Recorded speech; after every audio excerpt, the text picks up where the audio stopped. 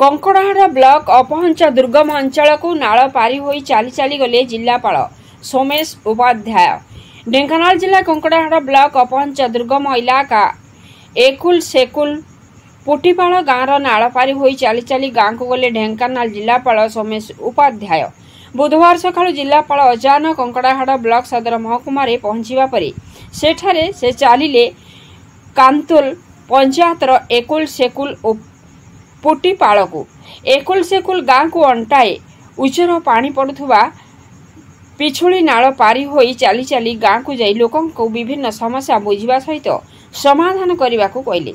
सेही भली अन्य एक गाँ पुटीपाड़ गाँव में नाल पारी होई गाँव को गले जिलापाल सोमेश उपाध्याय। जिलापाल नाल पारी हेबा सहित चाली चाली गाँव को गले लोकों का विभिन्न समस्या बुझिले। एहा सहित सांगरे मेडिकल टीम मध्य जाइथिले लोकों को चिकित्सा कराइथिले।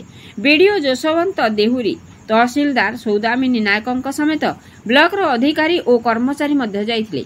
जिलापाल को पाई लोक माने बेस खुशी होइथिले। प्रहलाद मुदलिंग का रिपोर्ट मसिया न्यूज। आपण मसिया न्यूज यूट्यूब चैनल को सब्सक्राइब कलेनी कि जदि करिनाहंती एबे करिनियंतु।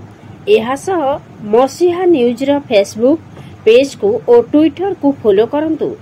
ता सह मसिया न्यूज रो ऐप आसी गलानी निज मोबाइल रो प्ले स्टोर रो डाउनलोड करनियंतु। जय जगन्नाथ।